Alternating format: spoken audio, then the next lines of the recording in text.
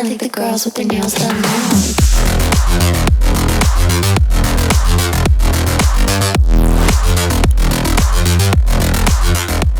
ഇതുപോലൊരു speed ramp video ചെയ്യാനായിട്ട് ഞാൻ എന്താ ചെയ്തതെന്ന് കാണിച്ചു തരാം. ആദ്യം നമ്മൾ CG ട്രേഡർ എന്ന് പറയുന്ന സൈറ്റിലേക്ക് എനിക്കിഷ്ടപ്പെട്ട ഒരു കാറിൻ്റെ മോഡൽ ഡൗൺലോഡ് ചെയ്തു. ഈ ഒരു കാറിൻ്റെ മോഡലാണ് ഞാൻ ഉപയോഗിക്കുന്നത്. ഇവിടെ കാർ കൊണ്ടുവന്ന് ഞാൻ ഇമ്പോർട്ട് ചെയ്തതിന് ശേഷം നമുക്കൊരു സ്റ്റേജ് സെറ്റ് ചെയ്യണം. അതായത് ഈ സ്പീഡ് റാമ്പ് ചെയ്യുമ്പോൾ വെറുതെ ഒരു കാർ ഇട്ടിട്ട് കാര്യമില്ല, ഒരു ചെറിയൊരു ബാക്ക്ഗ്രൗണ്ട് എലമെൻ്റൊക്കെ ആഡ് ചെയ്ത് കൊടുക്കുക. അതിന് ഞാനൊരു ഷിഫ്റ്റ് പ്രസ് ചെയ്ത് ഒരു പ്ലെയിൻ ആഡ് ചെയ്തു. അതിനൊരു സ്റ്റേജ് പോലെ എക്സ്ട്രൂഡ് ചെയ്തു. എന്നിട്ട് ഈ റെഡ്ജ് സെലക്ട് ചെയ്ത് കൺട്രോൾ B കൊടുത്ത് ബെവൽ ചെയ്ത് കഴിഞ്ഞാൽ അവിടെ നമുക്കൊരു സീംലെസ് ആയിട്ട് നമുക്ക് കിട്ടും.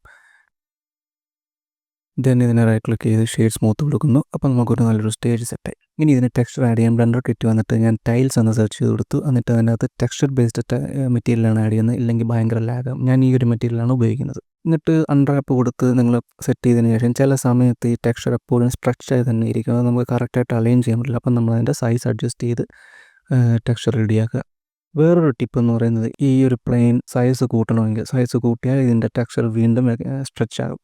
അത് മാറുന്നതിനായിട്ട് നമ്മൾ ടാബ് പ്രസ് ചെയ്ത് എഡിറ്റ് മോഡിലേക്ക് പോയി ഈ ഓപ്ഷൻസ് എന്ന് പറയുന്നിടത്ത് ക്ലിക്ക് ചെയ്യുക. അവിടെ ഈ കറക്റ്റ് ഫേസ് ആട്രിബ്യൂട്ട്സ് ഡിസേബിൾ ആയി കിടക്കുകയാണെങ്കിൽ എനേബിൾ ചെയ്ത് കൊടുക്കുക. എന്നിട്ട് എഡിറ്റ് മോഡിൽ നിൽക്കെ തന്നെ നിങ്ങൾ സ്കെയിൽ ചെയ്ത് നോക്കുക. അപ്പോൾ ആ ടെക്സ്ചർ സ്ട്രെച്ച് ആയില്ല, പകരം റിപ്പീറ്റ് ആയിക്കൊണ്ടിരിക്കും. എന്നിട്ട് എഡിറ്റ് മോഡ് മാറുക. ഇപ്പോൾ തന്നെ ഏതാണ്ട് ഒരു സ്റ്റേജ് ക്രിയേറ്റ് ആയിട്ടുണ്ട്. ഇനി നമ്മൾ സ്പീഡ് റാമ്പിന് വേണ്ടിയിട്ടുള്ള ഒരു ക്യാമറ ക്രിയേറ്റ് ചെയ്യുക. ക്യാമറ ക്രിയേറ്റ് ചെയ്തിട്ട് പ്രത്യേകം ശ്രദ്ധിക്കുക, അതിൻ്റെ റെസൊല്യൂഷൻ 1080x1920 ആയിരിക്കണം. ഒരു 60 FPS ആണ് ഈ സ്പീഡ് റാമ്പിന് എപ്പോഴും നല്ലത്. ഇനി നമ്മൾ ഈ ക്യാമറ വ്യൂവിലേക്ക് വന്നിട്ട് നമ്മൾ ഈ ക്യാമറ റൊട്ടേറ്റ് ചെയ്യുമ്പോൾ ഈ ക്യാമറ കാറിനെ ഫോക്കസ് ചെയ്ത് നിൽക്കുന്നില്ല. ഭയങ്കര പാടാണ്, നമുക്ക് മാനുവലി ചെയ്യാം. എനിക്ക് തോന്നുന്നു നമ്മൾ യഥാർത്ഥ വീഡിയോ റെക്കോർഡ് ചെയ്യുന്നതിനേക്കാളും എളുപ്പമാണ് സ്പീഡ് റാമ്പ് ചെയ്യാനായിട്ട് ബ്ലെൻഡറിൽ ഉപയോഗിക്കുമ്പോൾ. അപ്പോൾ അതുകൊണ്ട് നമ്മളൊരു MT ആഡ് ചെയ്യുകയാണ്. അത് കാറിൻ്റെ മിഡിൽ ഭാഗത്ത് കൊണ്ടുവച്ച് ഈ MT അടിസ്ഥാനമാക്കിയായിരിക്കും നമ്മുടെ ക്യാമറ ഇനി റൊട്ടേറ്റ് ചെയ്യുന്നത്. അതിന് ചെയ്യാനായിട്ട് ക്യാമറ സെലക്ട് ചെയ്തിട്ട് അതിൻ്റെ ഒരു കൺസ്ട്രെയിൻ ഉണ്ട്, ട്രാക്ക് 2 എന്ന് പറയുന്നൊരു കൺസ്ട്രെയിൻ ആഡ് ചെയ്ത് കൊടുക്കുക. എന്നിട്ട് നമ്മൾ ആ ടാർഗറ്റ് എന്ന് പറയുന്നത് ഇപ്പോൾ ക്രിയേറ്റ് ചെയ്ത ഈ MT ആഡ് ചെയ്ത് കൊടുക്കുക.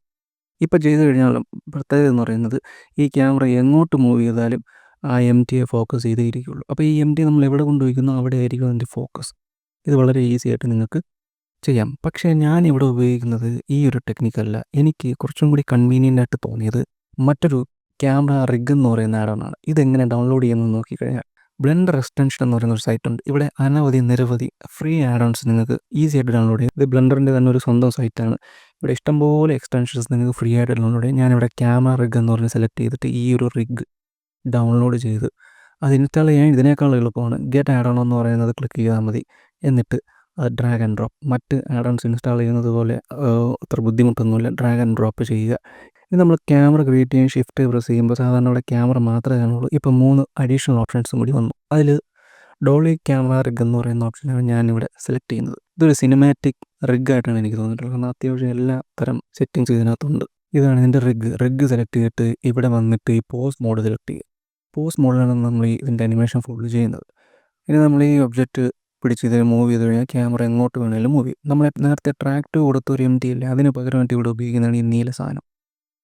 ഇതെവിടെ വയ്ക്കുന്നോ അവിടെ ആയിരിക്കും ക്യാമറ ഫോക്കസ് ചെയ്യുന്നത്. ഇനി നമുക്കത് വേണ്ടിടത്ത് വെച്ചതിന് ശേഷം നമുക്കിതിനെ അനിമേറ്റ് ചെയ്യാം. ഇതൊക്കെയാണ് ഇതിൻ്റെ പ്രത്യേകത ഫീച്ചേഴ്സ്. ഇനി നമ്മൾ മൂവ് ചെയ്ത് കഴിഞ്ഞാൽ ഇങ്ങനെയൊക്കെ മൂവ് ആകും. നമുക്കൊരു 1 തൊട്ട് ഒരു 50 ഫ്രെയിംസ് മാത്രം മതി. കാരണം ഒരു സ്പീഡ് റാമ്പിന് വളരെ ഷോർട്ട് പീരീഡ് ഓഫ് ടൈം മാത്രമേ നിൽക്കുള്ളൂ. അപ്പോൾ ഒരു 50 ഫ്രെയിംസ് ധാരാളം. എന്നിട്ട് ഞാനിത് ഈ ഒരു നീല ഐക്കൺ ഹെഡ്ലൈറ്റിൻ്റെ അടുത്ത് കൊണ്ടുവച്ചതിന് ശേഷം ഒരു ചെറിയ അനിമേഷൻ കൊടുക്കുകയാണ്. 1ാമത്തെ ഫ്രെയിമിൽ വന്നിട്ട് ഞാനതിൻ്റെ ഈ ഒരു ആംഗിളിൽ വെച്ച് പ്രസ് ചെയ്യുമ്പോൾ കീ സെറ്റാകും. പിന്നെ 50ാമത്തെ ഫ്രെയിമിൽ വന്നിട്ട് ഞാൻ ആംഗിൾ മാറ്റി ഈ ഒരു ആംഗിളിലേക്ക് വെച്ച് വീണ്ടും പ്രസ് ചെയ്യുമ്പോൾ കീ സെറ്റാകും. എന്നിട്ട് ഈ 2 കീയും സെലക്ട് ചെയ്തതിന് ശേഷം ഇവിടെ റൈറ്റ് ക്ലിക്ക് പ്രസ് ചെയ്ത് ഇൻ്റർപോളേഷൻ മോഡ് ലീനിയർ ആക്കുക. അതായത് ആദ്യം അവസാനം ഒരേ മൂവ്മെൻ്റ് ആയിരിക്കും, ഒരേ സ്പീഡായിരിക്കും. എന്തിനാണെന്ന് വെച്ചാൽ നമ്മൾ സ്പീഡ് റാമ്പ് ചെയ്യുന്നത് ഇതിലല്ല, ആഫ്റ്റർ എഫക്ട്സിലാണ്. ബ്ലെൻഡറിൽ ചെയ്യാൻ വളരെയധികം നമ്മൾ ഗ്രാഫൊക്കെ അഡ്ജസ്റ്റ് ചെയ്ത് മെനക്കേടാണ്. അതുകൊണ്ട് ഇതൊരു സ്റ്റേബിൾ സ്പീഡിൽ നമ്മൾ സെറ്റ് ചെയ്തതിന് ശേഷം ഇത് റെൻഡർ ഔട്ട് ചെയ്ത് നമ്മൾ ആഫ്റ്റർ എഫക്ട്സ് കൊണ്ടുപോയി അവിടെ ഉപയോഗിച്ചാണ് നമ്മൾ സ്പീഡ് റാമ്പ് ചെയ്യുന്നത്. അതുപോലെ നിങ്ങൾക്ക് ആവശ്യമനുസരിച്ചുള്ള സകല സീനും ഇതുപോലെ ചെയ്ത് നമ്മൾ റെൻഡർ ഔട്ട് ചെയ്ത് അതെല്ലാം നമ്മൾ ആഫ്റ്റർ എഫക്ട്സ് കൊണ്ട് ഇമ്പോർട്ട് ചെയ്യും. ഇനി ഈ ഒരു റൗണ്ട് ഉണ്ടോ, ഇതാണ് റൊട്ടേറ്റ് ചെയ്യാനായിട്ട് ഉപയോഗിക്കുന്നത്. ഒന്നാമത്തെ ഫ്രെയിമിൽ വന്നിട്ട് ഞാനൊരു ജസ്റ്റ് ഒരു കീ ഫ്രെയിം കൊടുത്തു. 50ാമത്തെ ഫ്രെയിമിൽ വന്നിട്ട് ഞാനതിനെ എക്സ് ഡിറക്ഷനിൽ, ഏത് ഡിറക്ഷനിൽ വേണമെങ്കിലും നിങ്ങൾക്ക് റൊട്ടേറ്റ് ചെയ്യാം. അതിനെ ഫോക്കസ് ചെയ്യുന്നത് എക്സ് ഡിറക്ഷനിലാണ്. എക്സ് ഡിറക്ഷനിൽ വെച്ചിട്ട് ഞാനൊരു കീ കൊടുത്തു, അനിമേറ്റ് ചെയ്തു. ഇനി നമ്മൾ അടുത്ത സീന് ചെയ്യുമ്പോൾ ഇതുമായിട്ട് മാച്ച് ചെയ്യുന്ന രീതിയിലായിരിക്കണം മൂവ്മെൻറ്റ് സെറ്റ് ചെയ്യുക. അപ്പോൾ അത് കണക്കിലെടുത്തുകൊണ്ട് വേണം അടുത്ത സീൻസായിട്ട് നമുക്ക് ചെയ്യാൻ. കാരണം ഇത് നമ്മൾ സിങ്ക് ചെയ്ത് ഒരു സീംലെസ് ട്രാൻസിഷനാണ് ആഫ്റ്റർ എഫക്ട്സ് കൊണ്ടുപോയിട്ട് ചെയ്യാൻ പോകുന്നത്. അപ്പോൾ അതിനനുസരിച്ചുള്ള മൂവ്മെൻറ്റ് കൊടുക്കുക. നമ്മളിവിടെ ഒരു റഫ് ലൈറ്റിംഗ് ആണ് കൊടുത്തിരുന്നത്. ഇനി അത് മാറ്റി നമ്മുടെ യഥാർത്ഥ ലൈറ്റിങ്ങിലേക്ക് പോകാം.